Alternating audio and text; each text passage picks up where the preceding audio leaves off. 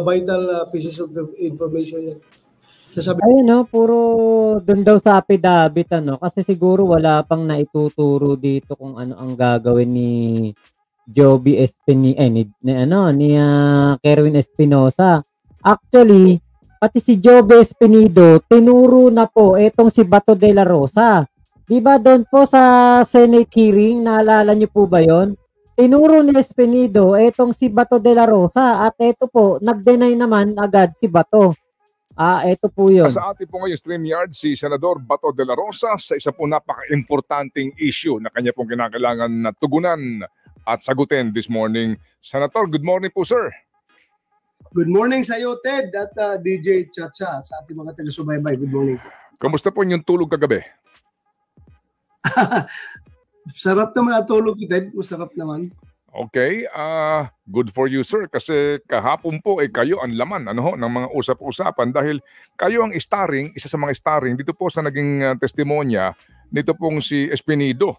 Na alam po naman ninyo ay sabi nga dito sa pahayagan poster boy ng campaign against drug ng nagdaang pong administrasyon, no?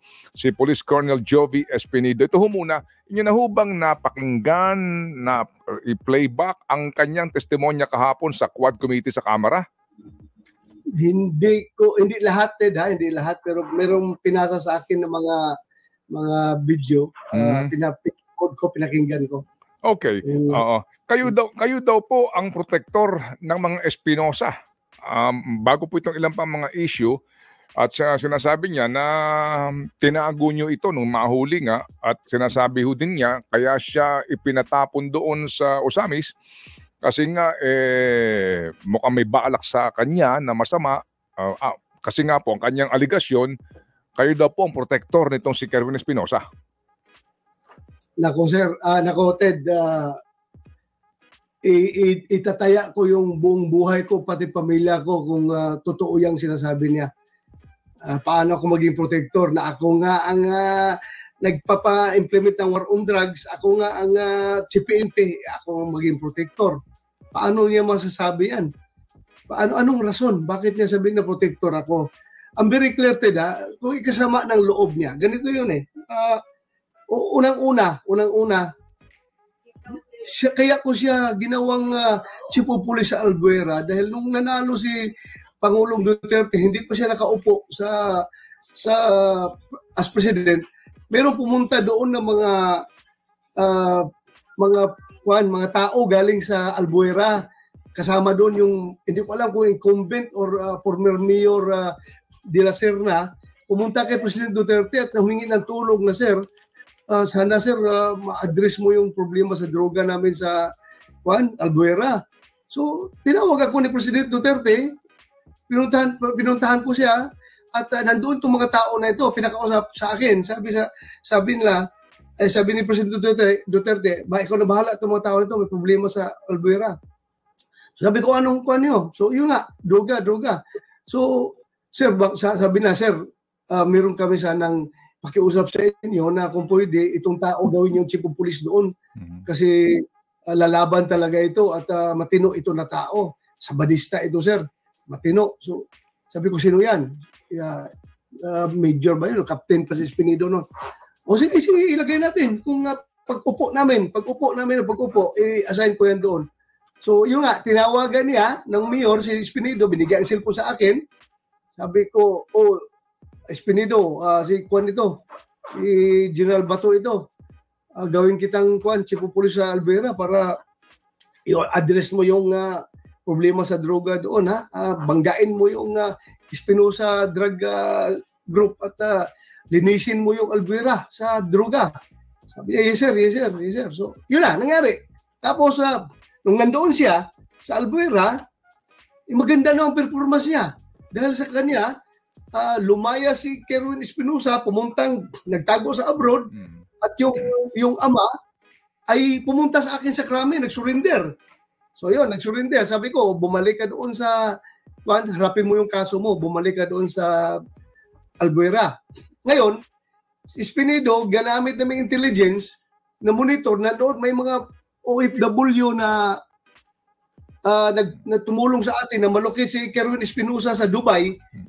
Nagdala ako ng tao doon para makipag-coordinate na sa police doon sa Dubai na dadalhin si Kerwin dito pabalik. So pagbalik dito, alam nga naman, ang kinasama daw ng loob niya is hindi turn over sa kanya. I-turn over sa'yo na hindi mo man ito operation ng EIDG at CIDG na kunin siya doon sa abroad. So automatic, dito siya sa krami, imbestigahan siya ng EIDG at saka ng CIDG. So, yun ang nangyari, sumama ang loob niya. At yun nga, if you can remember, nung isang hearing nung, isa pa to sa kinasama ng loob niya, isang hearing nung ni Senator De Lima noon na napaiyak pa ako doon sa hearing dahil sinabi ni Kerwin Espinosa na pati daw si Espinido ay humihingi sa kanya ng pera. Yun, sinusuportahan doon niya. Kaya sabi ko, si Espinido na nga lang katiwalaan ko dyan sa pera. Tapos yung pala, tumatanggap rin pala ng pera. Kaya napaiyak ako doon sa hearing. Kasama ng loob ko. But ito, Teda, pagkatapos ng hearing ko, pinuntahan ko si Kerwin Espinosa doon sa AIDG headquarters. Kinaro ko talaga, totoo ba talaga yung sinabi mo kanina na sa hearing na si Espinido tumatanggap ng pera. Sabi naman ni Kerwin Espinosa, sir, pasensya na sir, nasabi ko lang yun dahil masama ang loob ko dahil namatay yung tatay ko. If you can remember, yung tatay niya sa kulungan. Kulungan, namatay, ni-raid ng CIDG. So, ang sabi niya, nasabi ko lang yun sir, pero ang sa totoo lang siya, si Espinido, hindi yan tumatanggap. Panyan siya, pag tinix ko yan siya, sir, may kailangan ka ba? Suportahan kita, anong may kailangan mo dyan? Nadala kita ng pera. So masagot daw si Espinido ng mga Bible verses. Bible verses na sagot ni Espinido. So sabi ko, hindi pala talagang totoong tumatanggap si Espinido ng pera. So yun, nagsimula na yung sama ng loob niya. Tapos ngayon, ito na yung problema sa since successful siya dito sa pagbangga niya sa Albuera. Albuera. Ngayon, pumunta naman sa opisina ko ito si dating Congressman Waminal, ngayon gobernador na ng Misamis Occidental, kasama yung mga mayor niya. If you can remember, isang mayor doon kasama niya, I can remember si David Navarro, yung mayor na na pinatay doon sa Cebu. May mayor Navarro na napatay doon sa Cebu. Kasama niya, lahat silang, maraming mayor ng MISOC pumunta sa akin. Nakiusap, sir, baka pwede yung ginawa niyo sa Albuera na nalinis, baka pwedeng gawin rin to sa Kwanzaa. Kasi grabe ng problema namin dito sa MISOC. Malakas talagang droga dito. At yung si Mayor Paralinog mismo ang drug lord. So sabi ko, sige, anong gusto niyo? Hindi ko lang makuha yung specific na pag-usapan namin para kung sila ba na-request na si Espinido dalhin doon sa anong city dyan? Sa Osamis City. Si Osamis City. Ako sabi na, sige, dalhin ko si Espinido dyan para masolve yung problema niyo. Padala ko dyan. So tuwang-tuwa sila. Sila si Congressman Waminal. Ngayon, gobernador na. Pagdating ni Espinido doon, yun, nag-operate ang sa IDG doon sa siyang chief of police area, kasama siya sa operation. Yung problema sa droga doon at sumikat si Espinido doon ng gusto. So, isa pang kisinama ng loob niya nandoon siya. Wala na ako retired ako as chief PNP noon, pumunta na ako sa Bucor. Tapos nung nasa Bucor na ako, nagreklamo yan siya na bakit daw siya i-relieve sa Osamis doon sa city. After sa ginawa niya accomplishment, bakit siya tanggalin? Tinawagan ko si Chief NP Oscar Albialde. Sabi ko, Bok, bakit nyo i-relieve si Espinido? Kasi tumawag sa akin, nagpatulong. Bakit daw siya i-relieve na maganda naman performance niya doon? Sabi ni Albialde sa akin, Bok, may clearance ito kay Secretary Anyo dahil may letter yung mga signed by merong yung isang suna 28 yung nasuna ni President Duterte Pagkatapos ng SONA, mayroon daw lumapit sa kanya na isang congressman doon sa Miss Oak, nagbigay ng letter. Copy fornis daw siya, address to Secretary Anyo as DILG Secretary na kanila nireklamo si Espinido na dapat tanggalin daw doon dahil sobra na daw abuso. May mga, yun ang pagkasabi ni Albayalde sa akin, hindi mo sa akin na susulat. Sabi ni Albayalde, Bok, ang mga negosyante ng Usami City, may mga nag-sign ng letter petition against Espinido dahil nga umabuso na daw ito para na daw mayor doon at kung ano-ano nang pinaggagawa, yung mga construction materials daw, mga pintura, mga ano pang materials daw kinukuha doon sa kanilang tindahan at hindi nagbabayad. At threat pa nga daw nga kung gusto ninyo, kung sinisigil nyo ako, baka gusto ninyo, may magari sa inyo. Yun lang sabi sa akin Albayalde noon. Sabi ko, siguro, kausapin mo yung... Nasaan kaya mga ebidensya nitong si Senator Bato? Sana habang nagkukwento siyang ganyan, meron man lang ebidensya o katibayan ng kanyang kinukwento. Kasi parang ang nangyayari nito, hearsay, pulis pa naman siya dati, PNP chief dati, parang ang ginagawa niya rito, hearsay eh. Diba, kinukwento niya yung chismis doon sa Osamis patungkol kay Espinido. Mga business doon na kailangan natin si Espinido doon dahil kung baka mabubuhay uli yung Paruhinog group kung mawala si Espinido doon. So in short, hindi natuloy yung pag-relieve sa kanya doon.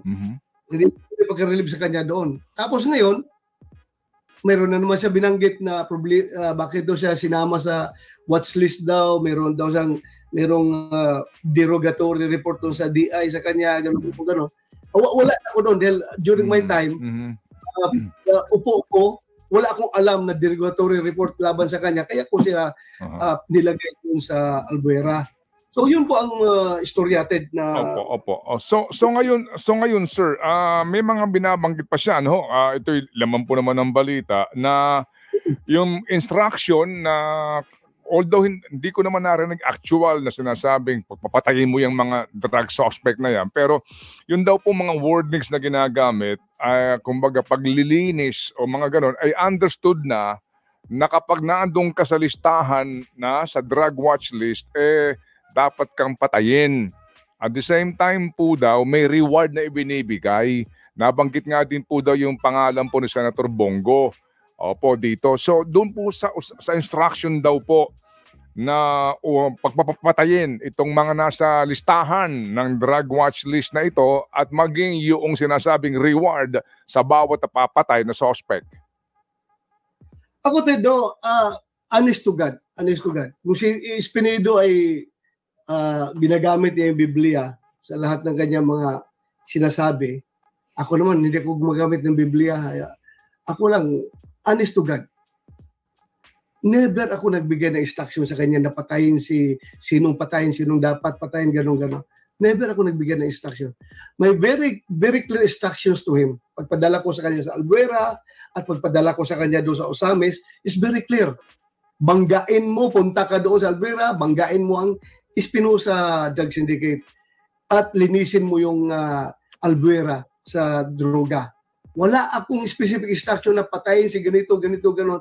Oh, of course, kung in the course of your implementation of your duty, na treat yung buhay mo, lumalaban yung kalaban, by all means, you have to defend yourself, protektahan mo sarili mo. Hindi ko na kailangan sa kanya yan dahil pulisya eh. Pero yung assumption niya, na pag sinabi ko na tapusin mo yung problema sa droga doon, assumption lang niya na kasama ang pagpatay, ay assumption niya yun. But never ako nagbigay ng instruction na patayin mo ito, kung sinong nasa listan, patayin mo ito, meron kang reward. Cross my heart. Never ako nakapagbigay ng reward kung sino man yung reward na ano yung reward na sinasabi niya. Wala akong reward na binibigay. Kung may accomplishment ka, then I will promote you. O kaya nga, na-promote siya from major, naging colonel yan, dahil magandang performance niya eh. Pero never ako nagbigay ng reward. Wala akong pera na pang reward na yan. ang pera natin isa sa intelligence fund na ginagamit para sa intelligence operations. Wala akong binibigay na reward sa kanila. Sige Siguro po. kung Go ahead. Siguro ano po? kung nasa listahan yan, listahan ng most wanted na approve ng DILG na most wanted, may kaukulang reward yan doon nakalagay, may reward. Pero yung reward na makapatay ka, re-rewardan kita. Ted, o siya, Biblia, ang sinasabi niya, ako, buhay ko, tinataya ko. Nako, basta dinamay na Biblia, dinamay na Panginoon, dinamay na Diyos. Medyo hindi na po totoo yan. Lahat, ultimo nga, kahit nga si Kibulok, di ba? Sobrang nun sa Panginoon. Bakit? Nakakaakyat daw siya sa langit. Nakita na daw niya ang kanyang ano tawag doon? Kwarto sa langit. 'Di ba? Kita nyo ano ginagawa? Katarantaduhan. Nambubulog. 'Di ba? Gabi-gabi, iba-iba binubulog na pastoral.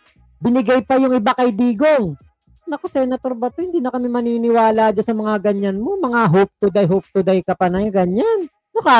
Kabataan, Gen Z. Wala akong binigyan ng reward na makapatay ka ng daglod. Bibigyan kita ng reward. Trabaho, pulis kayo, linisin ninyo ang area of responsibility niyo dahil trabaho po yan, druga. Opo.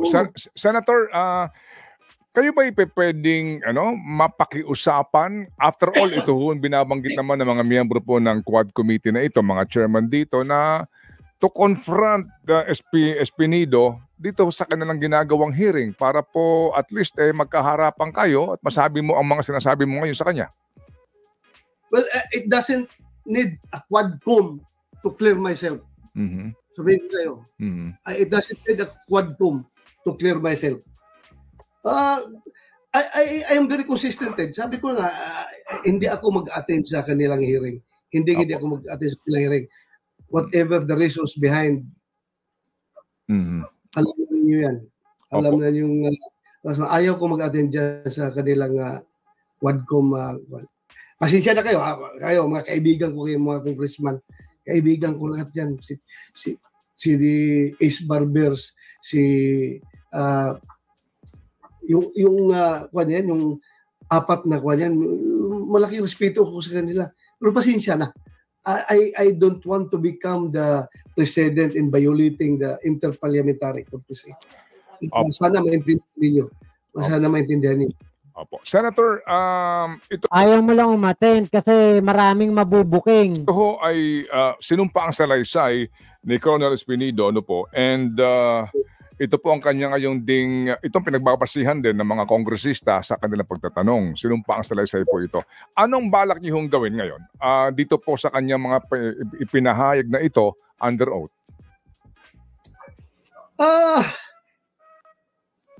Pag-aralan pa namin yan. Hindi man ako file kagad ng kaso. I can clear myself. God knows what I am doing. Hindi na kailangan magpapile-file ng kaso kung ano-ano dyan. Pag-aralan ko lang, titingnan ko. I'm honest. Wala akong binigay na action sa kanya na pumatay ka ng pumatay. Dapat ang succeeding question doon sa tanong sa kanya, after nung assumption mo, if you assume na may order na gano'n na patayin, kasi sabi niya, kasama daw ang pagpatay doon sa assumption niya, ina-assume niya meron ka bang pinatay dahil doon sa assumption mo na yon. So kung may pinatay ka, may problema ka.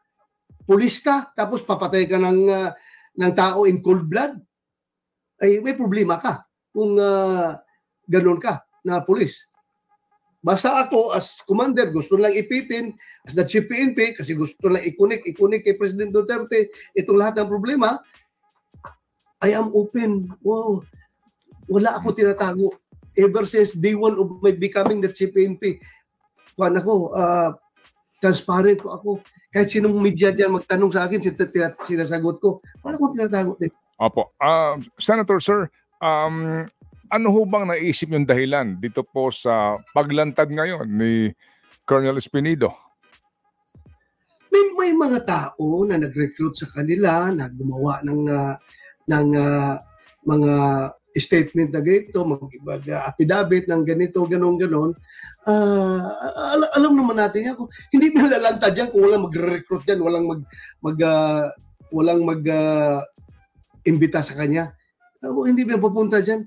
At saka, ito lang rin ang nahalata ko na yung kanyang affidavit ay tila talaga may concerted effort, no, na talagang i-connect lahat ng dots. Dahil ako, Espinido, kahit na magharapan tayo during 2016 nung ilagay kita dyan, never pa, hindi pa sikat yung pangalan ng Pugo. Wala pang Pugo noon, hindi pa sikat yan. Ngayon lang yan pumutok yung Pugo na yan, itong lately lang. At bakit nasa affidavit, hindi ko alam kung nasa affidavit, basta bakit nabanggit doon na pilit kinukunik na yun daw mga reward money na binibigay daw sa pag may napatay, Pugo money daw. Dahil gusto talaga na i-connect yung Pugo, problema ng Pugo, problema ng drugs, problema ng EJK, parang concerted effort to pin down President Duterte. Wala mang Pugo nung panahon na yun. Bakit mo idadamay ang Pugo dyan sa kung mayroong mag-reward kayo na binibigay sa inyo? Wala. At saka ako, honest to God, never ako nagbigay ng reward money. Kung meron kayo, please. Senator, nabanggit niyo dati na magpapatawag kayo, di po ba, ng inyong sariling investigasyon dito po sa mga isyong ito? At pati ho yung mga humarap doon, pati yung mga convict, na naandun nga at pinapatestigo laban sa dating Pangulo ay patatawag niyo. Ano po nangyari sa inyong plano na yon? Wala yung aking resolution, hindi pa ni-refer sa committee ko, nasa committee on rules. Hintayin refer sa akin. Pag na-refer sa akin yun, then I will do my own investigation because the people deserves to know the truth. Kailangan malaman ng tao yung katotohanan. Yun lang ang habol ko naman. The people deserve. Ito kay investigation na gagawin ko, para bang nakakahiya na sa taong bayan na parang sabihin na lang na gagamitin ko yung official na committee ko para to defend myself. Although gusto ko malaman ang katotohanan, Ted, ilabas natin yung katotohanan through that hearing na gagawin ko na sabihin na, ginamit mo lang yan pang depensa sa sarili mo. Nakakahiya, mahiya ako. Pero push to the wall, kailangan talaga malaman ng bayan kung ano ang nangyayari. I will invite him sa hearing. Senator, ano ang inyong kaisipan ngayon pa lang, kung mamarapatin nyo, na ang posibilidad na baka kunin pong testigo sa ICC case itong Espinido laban sa inyo? Yun naman talaga ang game plan dyan. Yun naman talagang game plan dyan. Yun naman talagang game plan na yung malalabas na hearing dyan sa hearing na yan ay magagamit nila sa ICC. Pasensya na sa mga chairman ng committee. I see the design. Iniisip ko lang. Kasi from the very start, nakita ko na itong si General Karamat ay nire-recruit nila ni Speaker Martin Romualdez na mag-testify laban sa amin President Duterte sa ICC. Umayaw ito si Karamat. Inupiran pa ito na gawin siyang chief PNP kung bumaligtad siya. Hindi nga siya bumaligtad. Ngayon, tinanggal pa siya sa ADG director dahil nga hindi siya nag-cooperate doon sa gusto mangyari nung pinakiusap sa kanya nila ni Speaker Romualdez ni Trillian. Kita nyo, binabaligtad ni Bato. Hindi si Speaker Martin Romualdez ang nag-offer kay Karamat. Si Karamat mismo ang pumunta sa bahay ni Speaker Martin Romualdez para makipag-usap at sinasabi niya na siya ay tetestigo laban sa inyo pero ang kapalit dapat ay Chief PNP siya. Hindi kinagat ni Speaker Martin Romualdez. Bakit? Hindi rin naman siya pwedeng mag-appoint ng Chief PNP. Si House Speaker Martin Romualdez ay Speaker of the House of Representative lamang. Hindi siya ang presidente ng Pilipinas. Ayan. Medyo nabubuking si Bato rito. At ni Saldico, Congressman Saldico at si General De Leon, hindi siya bumaligtad, tinanggal pa siya sa EDG. So, nakikita ko na yung takbo nito. Pasensya na sa mga chairman ng Quad Committee. Alam ko, gusto niyo ang objective niyo dyan is to establish something, to establish kung anong gusto niyo ma-establish. Pero nakikita ko na yung grand design na sino namang nasa likuran nitong 4 na Quad Committee, kundi yung Speaker of the House. So, pwedeng gamitin nila yan. Yung kita nyo, pinagbibintangan si Speaker Martin Romualdez. Samantalang ang iniimbestigahan, wala namang kinalaman si Speaker Martin Romualdez. O kasalanan ba ni Speaker Martin Romualdez kung imbestigahan niya ng mga komite? Ang daming nabubuking Si Benny Abante, DDS yun. Makadigong yun. Baka kala ninyo si Benny Abante, makadigong yun. Pero iniimbestigahan ng EJK. Yan pa nga nagsabi na papuntahin si Digong sa Quadcom hearing. Mabas dyan ngayon ng Quad Committee, gagamitin doon sa ICC, which nirespeto ko. Sige, gawin nyo yan, gawin nyo. Opo, sige po. Senator, thank you so much for your time this morning. Kabado na si Senator Bato. Eto po, interview po ito bago pa lumabas etong pahayag ni Kerwin Espinosa. Ito pong balita na ito. Tignan nga natin date nito. 1 month ago pa po ito. Ganyan na si Bato, nangangatal na. Di lalo pa kapag lumabas tong napanood niyang lalo pa pag napanood